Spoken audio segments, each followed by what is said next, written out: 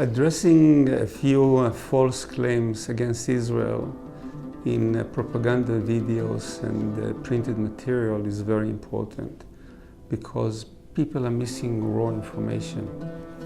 And it is very unfortunate that too many uninformed and oblivious people with good intentions are telling stories which make no sense and are falling into prey to vicious propaganda and which is perpetrated by self-serving individuals with bad intentions, and they're exploiting the ignorance of the audiences, and it will advance only their sinister agendas. It won't do good for the world.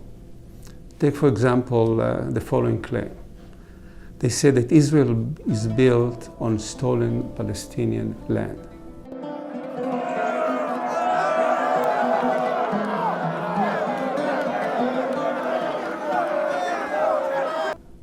How can you say something like that? The land of Israel is the ancestral homeland of the Jewish people, where Jews were living uninterruptedly since the times of King David, despite the effort of a variety of invaders to uproot them from these locations, with no reason. So what can we do about it?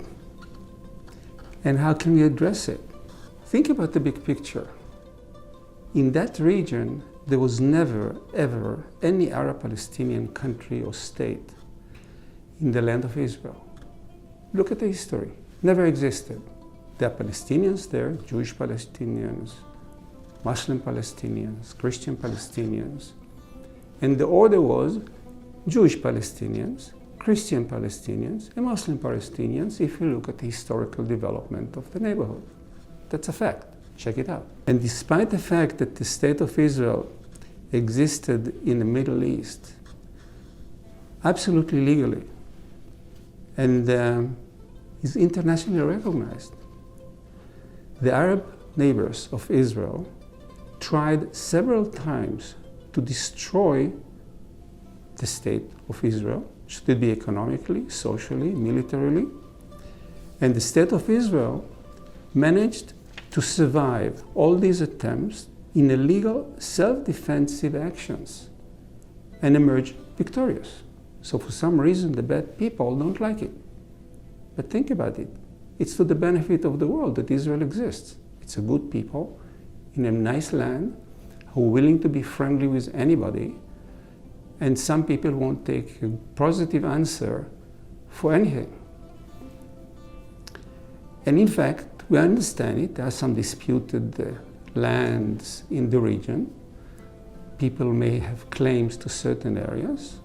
So the state of Israel decided that with all good intentions, they're going to be willing to discuss and try to figure out a settlement of these disputes in a legal and peaceful and honorable way.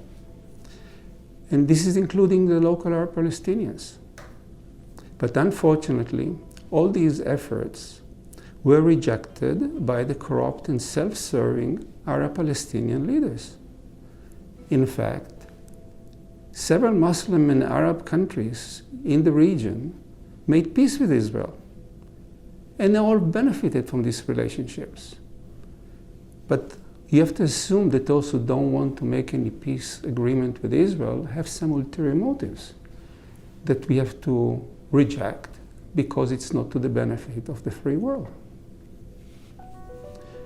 You'll be able to read much about this topic in a very simple and straightforward website of Stand With Us.